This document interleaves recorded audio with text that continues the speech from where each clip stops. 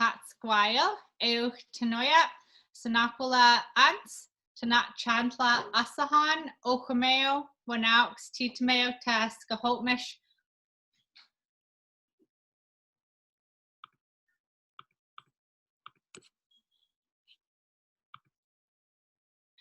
So greetings, everybody. I'm Senaqwila, and I work with the Wild Bird Trust, and today we are doing a session talking about the change of seasons. So as we are still in our last moments of summer, we are nearing the end of the year for our summer season, and so this is a really big time. It's a really own neighborhood or yard or area that you're living in, or you often maybe walk outdoors. So I wanted to start by singing a song which is, it's about pollinators. So even though we sometimes think of springtime and summer as when we have our pollinators, this is a really good way to just remember that we do have pollinators that are all year round.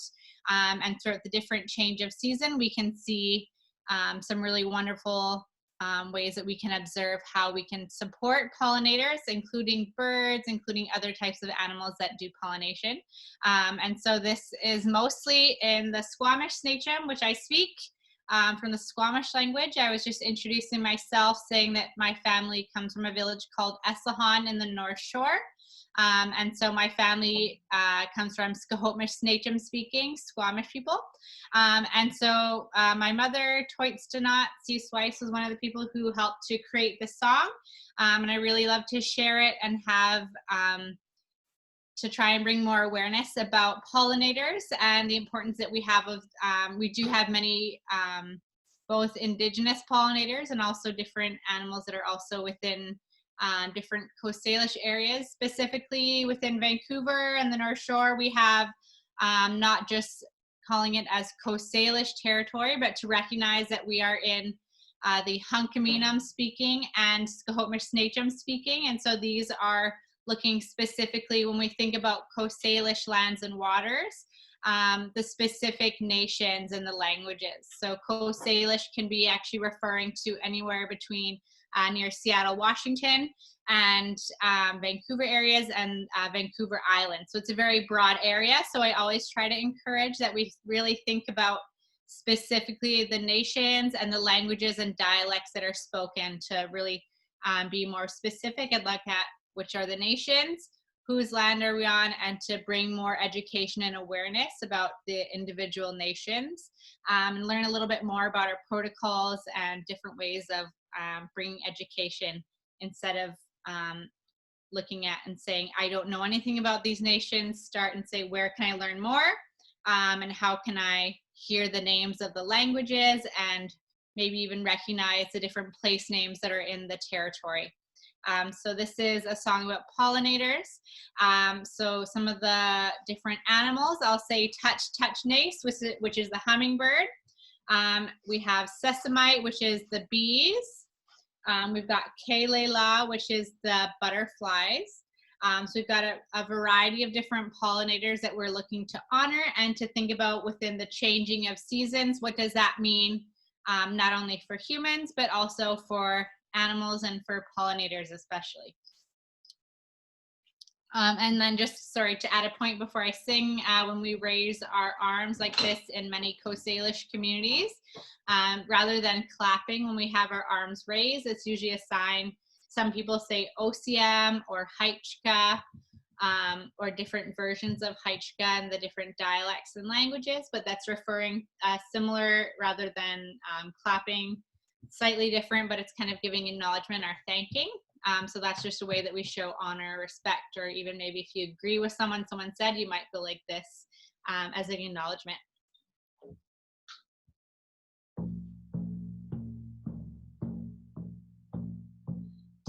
Touch, nace, touch, nace, ho, hilo, ho, hilo, Kalela, oh yeah, sesamite, yola, yola.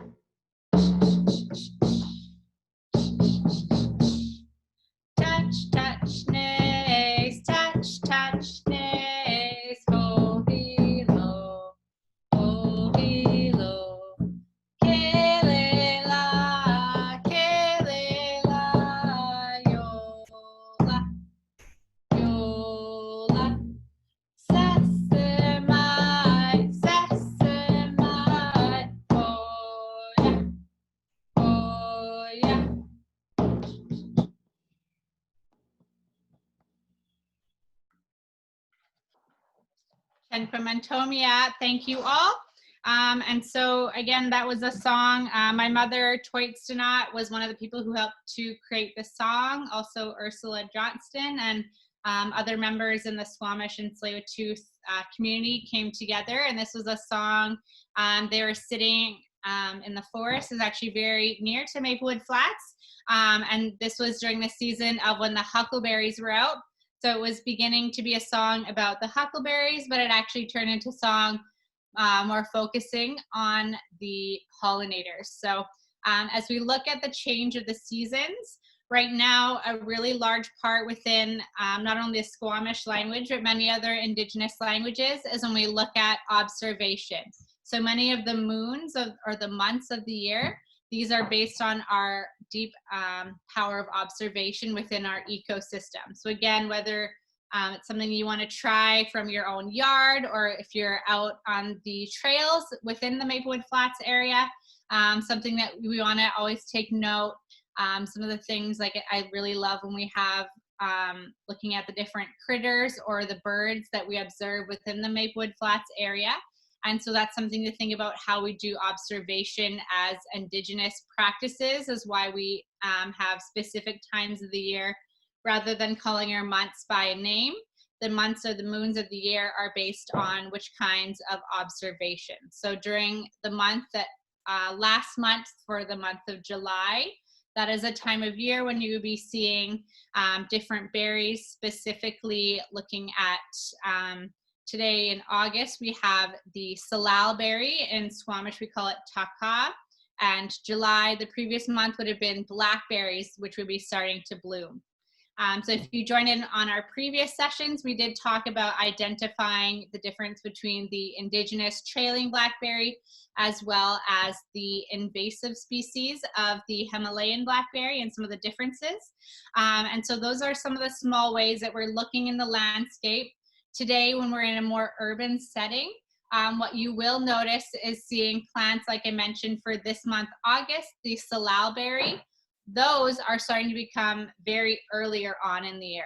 And some even areas are getting to more of a point where they are becoming very endangered, and they're becoming very damaged because they're used to a very cedar and rich soil ecosystem, whereas today in our more urbanized settings, you'll be noticing it's getting more direct sunlight rather than a shade from a canopy of large cedars or maples or other Indigenous trees to the area. And so that's one of the ways to look at when we observe, even if you want to just pick one berry or one kind of plant in your neighborhood that you can really look at and observe. That is one of the ways that we can start by observing annually every year, looking at what are the things that we notice, and how does something as small as a berry growing in June rather than in August. So that's part of the way we observe the ecosystem and what the changes are. And so for a large part of our gathering, as well as preserving, saving for the winter, as well as trading, so the Indigenous trading economy between different nations, we would be able to gather our berries in the specific times of the year. Sometimes it's only 1 week for certain plants. So when we have to get that really small window of time, we really want to make sure that we can really stay focused on gathering and through observation.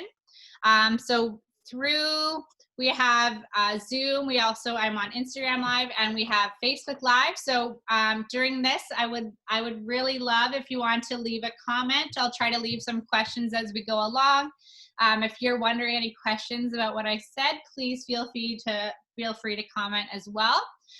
So I'm going to ask our first little moment, if you want to go to the comment section, if you have a favorite berry that you've ever picked out, either in maybe, let's say, a park, in your yard, near your home. So if you want to leave a comment about berries, even if it's blackberries, many people might have the invasive Himalayan blackberry in your yard, in an alleyway, in your neighborhood, in a park. That just is an example. Sometimes I'll be walking my dog, and it's kind of a silly offside story, but my dog really likes salal berries and Saskatoon, so some different Indigenous berries, and she refuse to eat the invasive Himalayan blackberry. So I just thought it was a little bit funny that from a family that we do a lot of practice around indigenous foods, that she preferred the indigenous plant species. I just thought it was a little bit silly. But if you want to leave a comment, if you have a favorite berry, even if you like to go berry picking in more of a farm or a bog type setting, please let me know in the comments if you have a favorite berry. And one other part is if you can tell me which month of the year that you would usually go picking for them. A little observation if you have any. And so it is interesting. Awesome. We have one comment about salmonberries. So with the Squamish language, we call that the month of May, the time of salmonberries. And so with the salmonberries, there are many different communities. And I really love this as a connection between the Maplewood Flats and looking at the observation of plants with animals and wildlife and the ecosystem, as well as cultural specific stories and teachings. So with the salmonberry, there's the bird, the Swainson's thrush. And so I've actually found out over the last few years, not only within our Squamish language, but in many different Indigenous groups in BC, we sometimes have very unique stories specific to our area. But we also have many observations and histories that are overlapping between many different nations. So some of our stories around the raven stealing the light is an overlapping theme, and it's a legend that can be found within many BC First Nations groups. Another one I found out is with the Swainson's thrush. So the song, if you're not familiar with the Swainson's thrush, I'm sure you could simply go online to search the Swainson's thrush, the sound of the birds. But the Swainson's thrush, the song it sings, it's said between many different nations. So the Squamish nation here has this legend and a story similar with Haida Gwaii, as well as on my father's side. So my mother's side, I'm Squamish. On my father's side, I am Tsimshian. So that's near Prince Rupert, much farther northern BC. These are all nations that are in different areas of BC, and we share the story of the relationship or observation between the Swainson's thrush bird and its singing will help to ripen the salmonberries. And so with the salmonberries, in this part of the coast within Squamish territory, we say how there's different legends saying about how the Swainson's thrush bird will be singing. And as it looks upon the salmonberry bush, the Yetwan is how we say it in Squamish, that it's observing and it's singing a song, and it's actually picking out which berries will be turning which color. So if you're familiar with the salmonberries, you may know that there's the yellow, the orange, and more of a dark red, also pink color. So looking at the different colors of the salmonberry, that's a little bit of a story about our relationship of plants and animals. And of course, birds love to eat the salmonberries as well as other wildlife, bears, deer. So many different animals as well as humans love to rely on berries such as salmonberry. Lovely, we've got more comments for the Zoom. If anyone, if Alice can comment if we have any comments from the Facebook Live comment section, but from Zoom we also have strawberries, we have thimbleberries. Of course, all berries, we can't discriminate. We love all the berries, they're all very delicious. Thank you for that. Definitely raspberries. And so we have an observation seeing the raspberries anywhere from late June to July. So it's really great to look at what berries you're enjoying and when do you see them locally. Of course, today we have many more options of going to a grocery store, and you can observe that we can purchase berries from all times of year, or even fruit, produce that can be, of course, shipped here from another area. So that's when we start to think about the Indigenous trade system before the kind of economy that we live in today. How would we pick and preserve the berries or other kinds of plants, such as for the medicinal uses that we can observe that are only growing at a certain time of year, and how can we bring that so that we are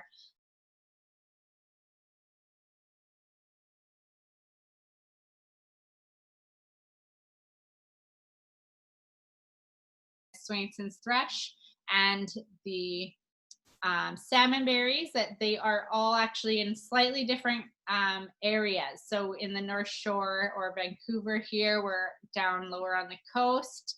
Along the Salish Sea, we've got Prince Rupert much farther north, as well as Haida Gwaii. It's its own climate kind of ecosystem there as well. So it is interesting at different times of the year, especially other areas like Alaska, so farther up north along the different coastlines. We would have the salmonberries actually starting to grow much later in the year with those farther north areas. And so within the Squamish Nation, if we wanted to go and trade, we would paddle by canoe to different areas that we would want to be exchanging some of the, whether it's different kinds of fish that are also seasonal, and exchanging between different nations. So instead of going to a grocery store to purchase food, we must schedule our way around, similar, a little bit more extensive than meal planning, but to when and where we would be gathering, and also the agreements between different nations about how much we can gather. Something very important when it comes today, when we look at foraging, is to not just think about how many berries or how many mushrooms or what kinds of things can we go and pick. Rather, think about only taking as much as we need, going there with a lot of intent. So we actually have some people who believe in giving offerings, whether it's tobacco and putting it on the earth. Other people, especially along the coast, that have been shared teachings with me, is we do something like speaking to the plants, or praying out loud, giving thank yous. And so looking at how you are taking berries to sustain yourself or your family or community, but how can you give back? And so some of the ways I encourage the next time you see some berries, of course, I love to say, take some berries with you, but how can you say out loud, thank you? Why don't you hug a tree? Maybe you'll have someone walk by the neighborhood and have a little giggle, but I think it's much better to hug a tree, and you'll feel much happier and calmer. And it might look silly, but that doesn't matter, because these are ways that we're showing and giving thanks. And my teachings, especially in Squamish, is that when we're speaking or singing a song to the trees or plants, that we're giving thanks and that we're having that reciprocity. So it's not just about us taking, but rather having, how can we give back as well? Awesome. More comments with huckleberries, of course, very delicious. And so there's many different ways that we can observe. When do you see the berries? Do you go to pick a berry and then you notice it's not quite ripe, or maybe you go and you're busy for a week and come back and you've fully missed the season, especially for the indigenous plum. I notice I always go and they're still orange, and then all of a sudden they come back and they're almost fully dry. It's like I just missed that within the blink of an eye. So definitely the power of observation is very important when we're looking at gathering or picking, or even if you have your own garden, if you're planting different kinds of seeds and observing, it's definitely a time that you need to make sure you're observing, is it more rainy or is it more dry this year, and how does that have an impact on certain plants, but also how will it impact the different wildlife. If we really have more contained human impacts, whether it's garbage and compost, and making sure that there's more natural settings that have indigenous plants where bears or other animals are then able to go and have access to their traditional diet of berries and other greens, instead of going further out of the emptied out forest that foragers have dried out of berries, and they go further out towards garbage areas, as one example. Another awesome, I'm glad to see here, and people will be hugging trees. I encourage you all to hug a tree within the next week as a challenge, just to feel better for yourself. And blueberries, yes, right now we definitely have the mountain blueberries growing. So for sure, it's one if you're able to pick, but also looking about how we understand what the wildlife are relying on different berries. So awesome. So another way I wanted to talk about our human relationship with the changing of seasons. Today I wore a cedar headband, and I just wanted to talk a little bit from the indigenous groups. Not to say that we're all the same, but many different coastal communities during the summertime. I just brought a couple examples of cedar weavings. So I'm wearing a cedar headband with some abalone shells, and I just wanted to show a couple different examples of having the red cedar bark. So these are a couple different hats. And so we're looking at the different types of regalia as we change through the seasons and our clothing. During the more warmer spring and summer months, we have a lot of the red cedar.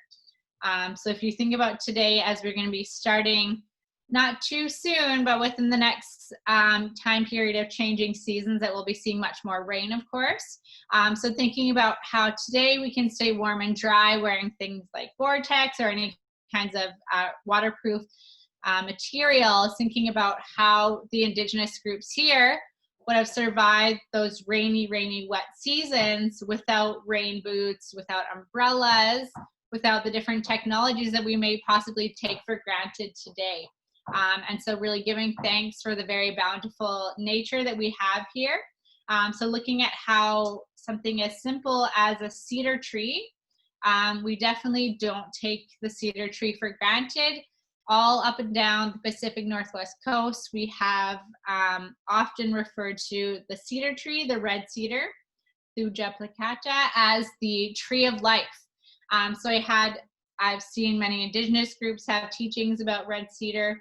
I've seen anthropological, I've seen a book about cedar, and the only thing that really made me very frustrated for non-Indigenous people to talk about plants is describing the Pacific Northwest, many groups, as looking and taking advantage of the cedar tree when it's a very spiritual relationship. We would never, the word said that it's just a sentence talking about the relationship between Indigenous groups and the red cedar tree. But it had stated that Indigenous people knew how to exploit every part of the tree. So for me, that was upsetting to hear that word exploit, because as Indigenous groups, we're definitely exploited from the land, from what people call resources, what we see as our ecosystems and our homes. So definitely looking at the cedar tree, it's not something that we ever exploit. We really take seriously that relationship of ceremony and giving thanks and not over harvesting, for example. So definitely it's not a whole taking relationship. It's looking at that reciprocal relationship between the land and taking and tending for the land.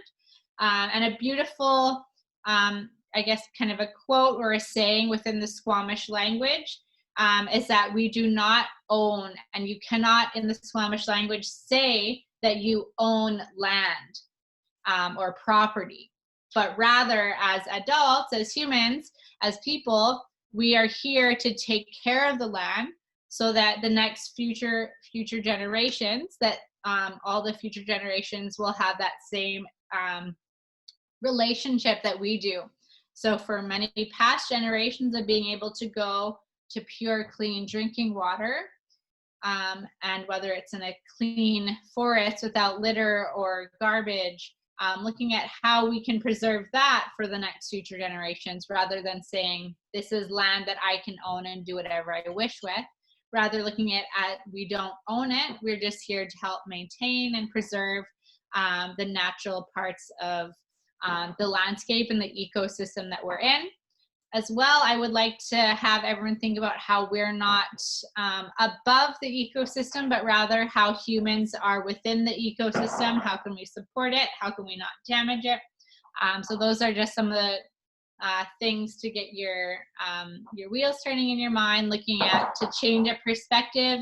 If you haven't heard many perspectives from Indigenous groups about the relationship with the land, hopefully that can help you give a better understanding of that understanding of we don't see our land as something that you are here trespassing. It is, of course, important to situate yourself if you're a settler, understanding allyship or understanding what your place is and how you can support the ecosystem.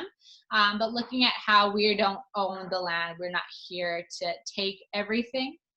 Look at the different parts of the ecosystem that we can understand more about, and we can support different things like pollinators, like different wild animals. And so that's looking a little bit about different kinds of ways to understand the use of the cedar tree. So having these used in the summertime as sun protection. Also during the winter, they can be woven in a different style that is more waterproof.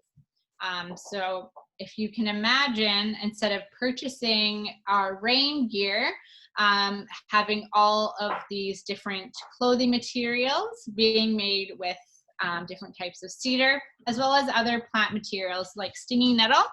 And so when we look at that change of season, another way of looking at, I just wanted to show different things for when you're indoors, different weaving. So I wanted to show an example of a wool weaving. So let's see if you have a comment in the comment section. If you have any guesses what the different types of wool would be used here, whether you're in Vancouver or the North Shore. If you have any guesses what kinds of wool we have in this area. So one hint is that we do not have sheep naturally from these areas. So today you might have wool that's made from commercially bought wool. But traditionally for different Coast Salish weavings, if anybody has guesses, if you want to guess for one, what we use to dye the wool. Another hint, so first is that we do not have sheep's wool. And then another guess is that it is all traditionally only a white color. So if you can let me know in the comments if you think that you for sure know, or if you have any guesses on what kinds of wool were used for weaving, or if you have any ideas that could be used for dyeing, so changing the different colors because it was only white wools that we had. So like I said, today weavings can be made with kind of commercially made materials, store-bought yarn, sheep's wool, different kinds of things. Of course, if you are familiar with some of my other work, we have got the Salish woolly dogs, of course. So if you are not familiar with the Salish woolly dogs, that's one of our main sources, and that is a history that changed over time due to colonization. And so the Salish woolly dogs became extinct, like I said, due to colonization. There's many academic articles that try to create a narrative that state that Coast Salish people simply gave up, or there's other Salish as well, but that Salish people simply gave up and would prefer to purchase a Hudson's Bay blanket instead of creating our own weavings. But that was definitely a twist of words. So we were instead forced to follow these ways of purchasing blankets instead of having access to our traditional weaving styles. And so there is another animal. So first we have our Salish woolly dog. Some more comments. We have berries that can be used for dyeing for different colors. Yep. So if you can think of different berries, we'd have more blueberries, that kind of more of a dark purple color. We had yellows. So one of the plants right as you're in the Maplewood Flats area, as you're near the nature house and the nursery, you may notice the, oh, sorry, what was that? Yarrow. Yes, yarrow can be used. Yeah, definitely. And so we also, so in front of the, kind of right in the main pathway as you enter the Maplewood Flats, you'll notice the Oregon grape. So they are the plants, the leaves look a little bit similar to a prickly kind of leaf like a holly tree, but that's the Oregon grape. Right now you may notice near the end of the season where the grapes, but they're quite a dark purple color. So those are more of a bitter flavor. They do use very well for a dark colored dye. As well, the root systems of Oregon grape are a bright yellow color. So the yellow is another strong color that you can get from the root system. So many different parts of the plant. It could be the roots. It could be the stalk. So something like stinging nettle is a plant where you can have the fiber. So by the end of the summer, we would be picking stinging nettle. It could be maybe 6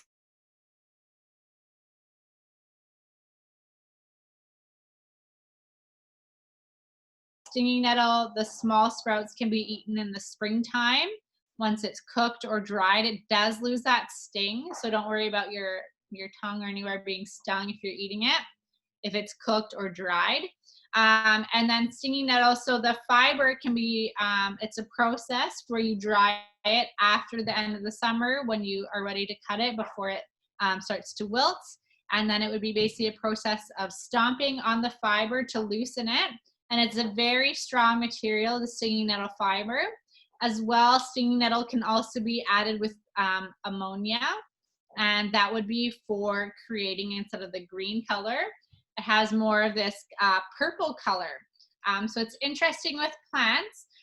So naturally, that would be, ammonia would be found within human urine. So there's crazy, I don't know who discovered that first. Of course, it could have been an accident, I imagine, but there's different ways that plants can be altered. So it would change the different dyes. So purple would be from different kinds of berry or other flowers, or stinging nettle with ammonia added. So there's different ways today that process can be done to create those different colors. But it is interesting to hear the strange combinations. And so we haven't had any guesses yet, but the other white wool, so instead of the Salish woolly dog, since we have no longer access to that, we would also have the mountain goats. So mountain goats, it would not be sheared. So the Salish woolly dogs, you would cut the hair similar to sheep, but it would be sheared roughly once a year. So Salish woolly dogs are the only animal that would be allowed in the living quarters within the longhouse, for example. So they're a very sacred animal, and there is much more, a little bit more access coming out now from different Indigenous communities talking about them, but it's definitely one that history books are not talking about because of that negative colonial narrative that they tried to hide it, and when in fact they were the main cause for the animals to be going extinct. The last ones within the Salish communities were around 1912. So some museums still have blankets and weavings containing Salish woolly dog hair. They are unlike DNA, their DNA is unlike any other animal. So they were also trying to make claims that areas like Japan or Europe, that different dogs were brought here on ships. But they have done DNA testing and they are no match to any other dogs. So in my dream world, we would be able to one day clone or try to revive that life, but that's also a very different topic, talking about cloning. But one day, that's an area where we do not want any more of our animals to continue going extinct due to human impact. So when we look at the Salish woolly dog, it's got a white fur. In terms of treating it, diatomaceous earth would be used to process to kill anything like bugs or any kind of oil on the wool as well.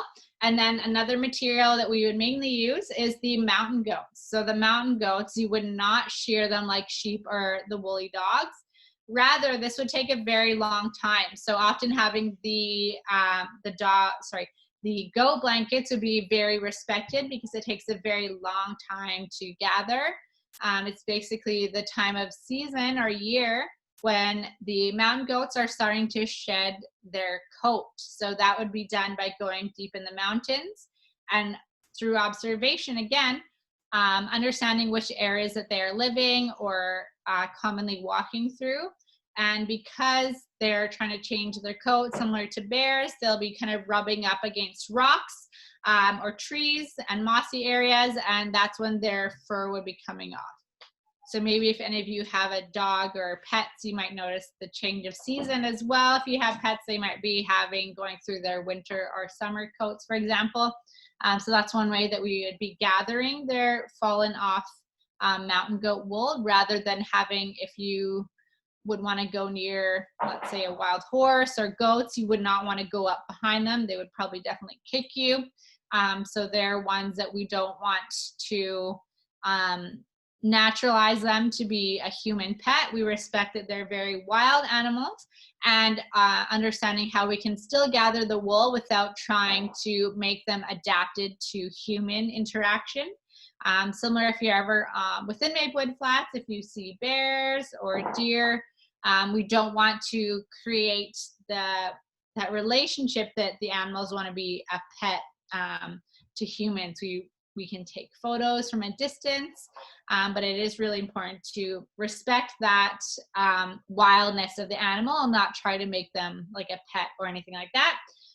So definitely some other comments that we have within the Zoom chat, the different animals fur, such as black-tailed deer for winter. Awesome. We have also seen feathers in weaving. Yep, so different material can be used, whether it is fiber from plants or different types of feathers from animals.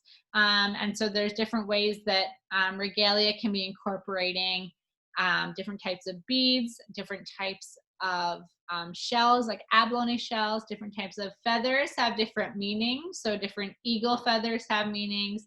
Owl feathers might have special meanings as well. And that can be specific to a family or different nations about what their beliefs are with certain things like owls or other different types of animals, and looking at how we change our relationship of when can we find those materials, such as an eagle feather is not something that you would go and kill an eagle for. It's something that we would be finding, observing after it's fallen off, for example, fallen off of an eagle, but never going to gather purposely for killing and taking the materials you want to use. Other comments, grizzly bears for wool, American black bears. So there are different nations that have different, like I mentioned, whether it's feathers or other uses. So there's different nations that will have different use between animals, whether it's their actual, the animal skin, or whether it's parts of fur. So the bears would be slightly different in terms of gathering and processing, for example.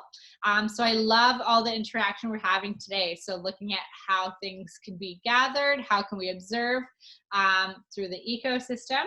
And so today when we're looking at, this is a different, so talking about the changing of seasons, looking at how the weaving material might be changing. So for the cedar hats, it would be gathered in the summertime, but it would be one entire year that we have to let the cedar be sitting and curing. So before it's ready to weave with, it's quite oily. And so I do want to make sure if you ever want to learn more about red cedar, is that we do not drink from the red cedar boughs. The red cedar is used almost entirely for external uses, so weaving, our houses, for canoes, so for transportation, for different tools, but it's very rare that we would have people drinking it or consuming it.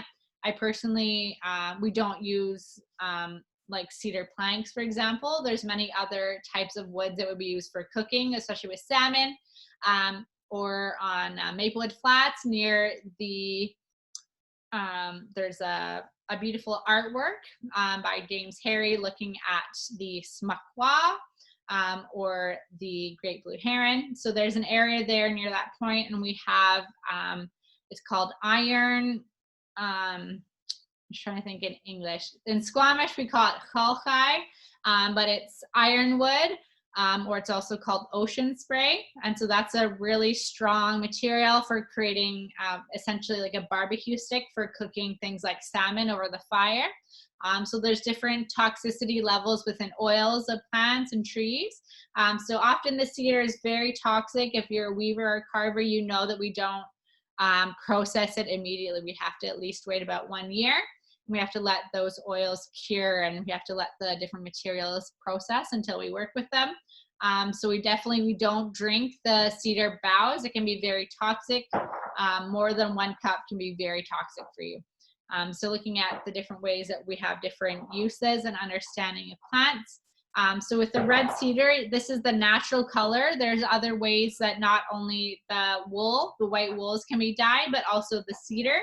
I don't have any with me today, but you can also do a process of salmonberries being dyed to a darker color to create different colors. So if you're creating patterns with weavings for baskets or other uses, you would see a different variety. So the weavings of cedar Like we mentioned with the wool would be dyed, let's say reds, blacks, purple, yellow, different kind of blue colors. And so those are ways that we would dye, and that would be slightly different than we would be processing cedar. So some cedar, we can't have such a wide variety of colors. So that would be other types of barks or roots. So with the weavings, we have a cedar root, which is more of a slightly lighter color.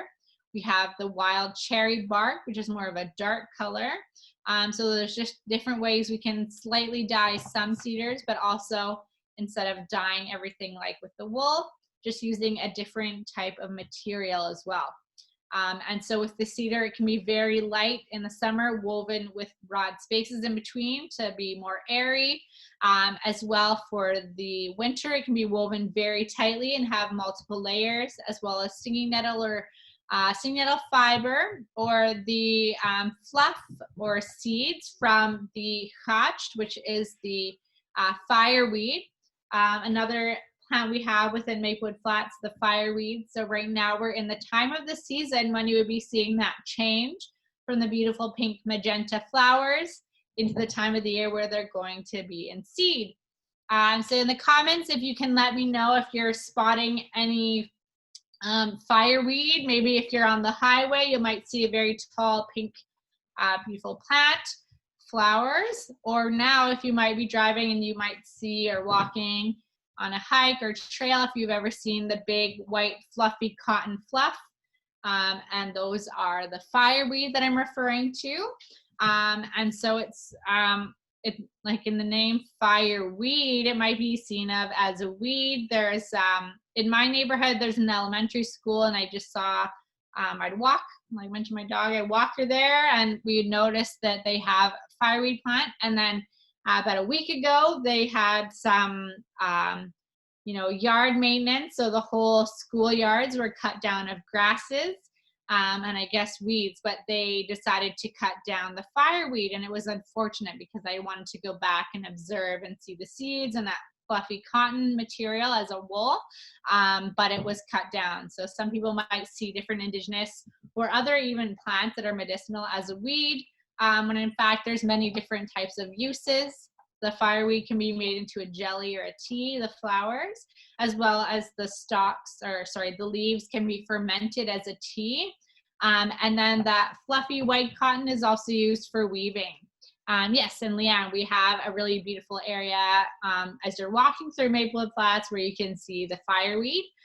So I think between July, you'll be seeing flowers, and then August all the way to early and middle of the fall time, so maybe even through October, depending if that area is rainy or what type of weather it gets, more sun conditions, for example.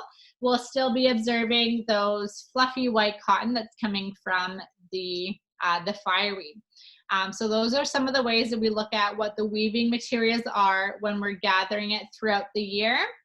And so with the different times of observation, how we can notice what berries or what kinds of foods it will be gathering or picking, what the different wildlife will be. So if we're observing fish in the streams, that's another important part of observing the change of seasons is in our waterways. So if you have any streams or creeks or waterways in your neighborhood, many different streams or creeks hopefully will have the sign saying something like salmon and trout habitat, for example. If you ever have time to walk by and look and see if you are ever able to see any active movement, if you ever observe any fish actually in there, and looking at the different ways, kind of looking at what the human impact is as well. So do we see trash and litter sitting within the ditches or streams or waterways? Or do we have a community where people are very active in observing and supporting something like a salmon or trout habitat, for example? Or if you're ever at a larger river, if you are able to view any salmon running through the stream. So that's something to look at, how looking at understanding within the territory you're living in, what are the importances of observing, whether you're wanting to gather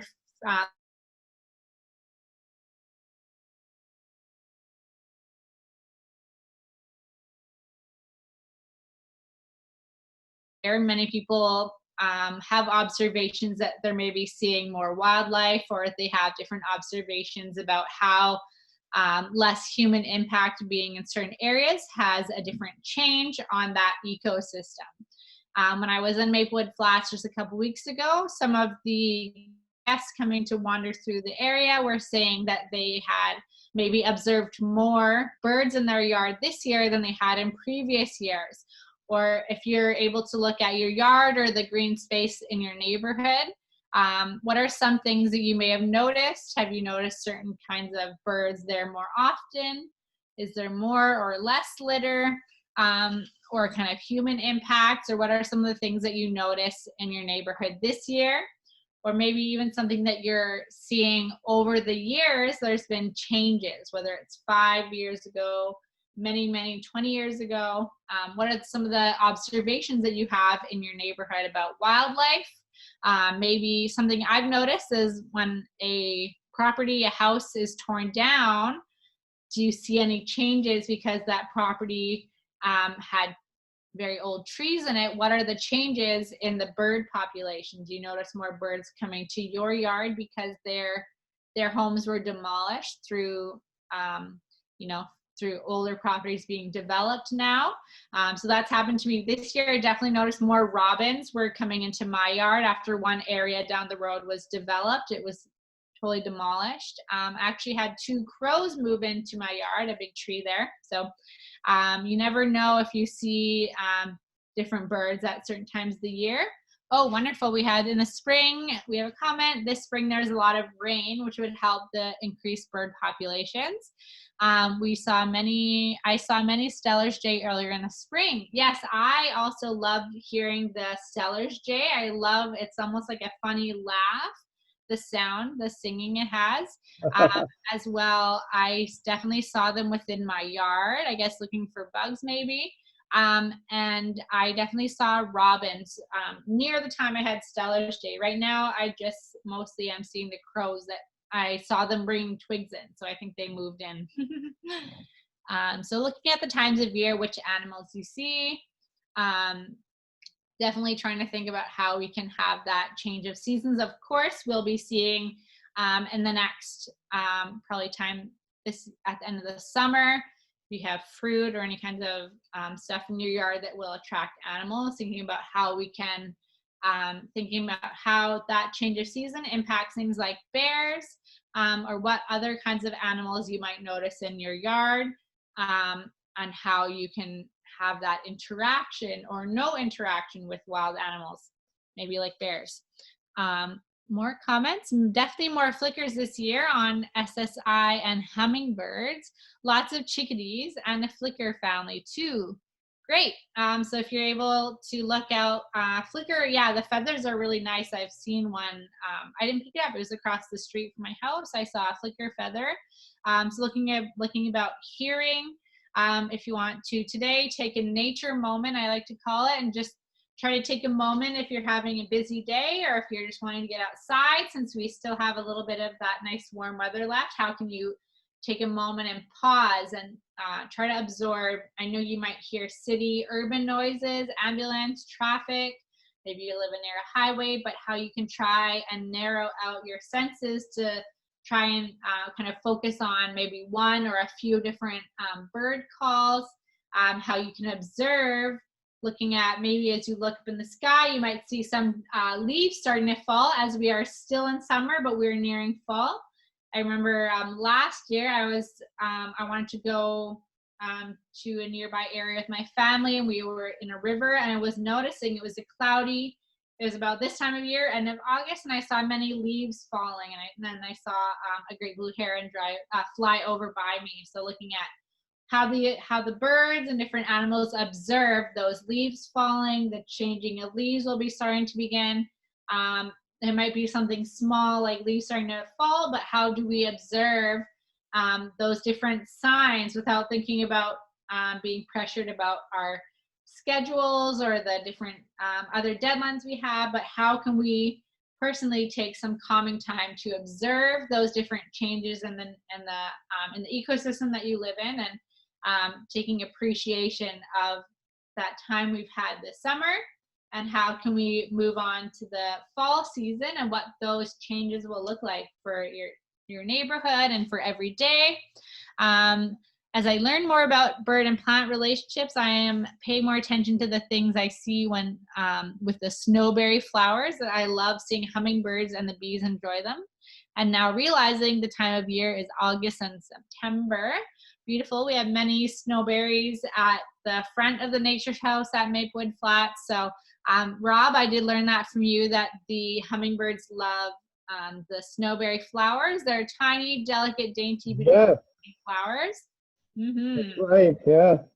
Yeah. Just, So just a beak can fit into a flower just barely, you know? Yes. I think it was about 1 year ago, Leanne, we did a plant walk with, I think it was an SFU class, and we were talking, as I was saying, Leanne got a really cute little video as I was talking about that special relationship of hummingbirds and the snowberry flowers.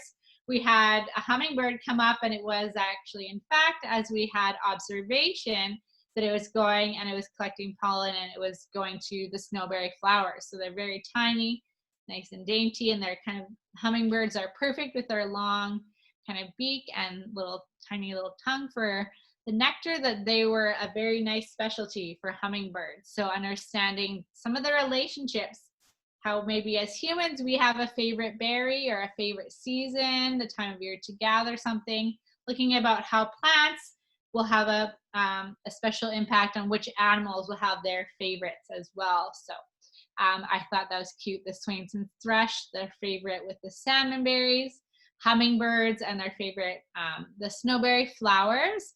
So it's a very cute. I really think of snowberry as a winter plant with their white berries, which are not edible for humans. I always think of it as a winter plant, but now learning more of the observation of the hummingbirds, I can see a different kind of perspective of the more spring and summertime, how it has an all year round kind of relationship with the ecosystem and with its different changing seasons, what the different aspects are. We've got the bird migration is happening now. Maplewood Flats is having lots of warblers moving through.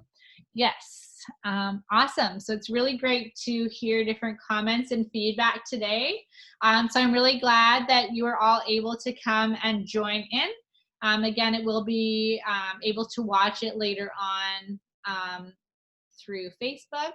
And so thank you all. I'm really glad you were able to join. We were on many different platforms. So we've got our Zoom, if you join in from Eventbrite, we also have on our Facebook. So thank you all for joining in. I really appreciate having comments. It's really a wonderful part for me to have some feedback, as we are now, of course, in the era of Zoom for most of our events. It makes me feel much better when I have the ability to have comments. Of course, when we have in person, we can just kind of speak because we're all in the same room. But I do really love having the comment section as a Zoom where we're able to communicate both ways. So thank you very much. And I'm hoping that you were able to absorb some new information about not only Squamish culture, but also the ecosystem that you're living in here. And if there's any plants that you can now begin to choose observing, even if it's just one plant, what are some observations that you can make? Wonderful. So Haichika, or thank you all, Chengpamantomia. So thank you for joining in. And I hope you're able to learn some more. And I'm really glad that we could have questions and we can have comments. If you do have comments later on the Facebook page, I can reply there as well. So thank you very much for joining in. And I'm really glad that we were able to host the event. Thank you, Alice, with communications at Wild Bird Trust. And so thank you for everyone to join in. And I hope everyone, like I said, learned a few new things and that you're able to enjoy today's session.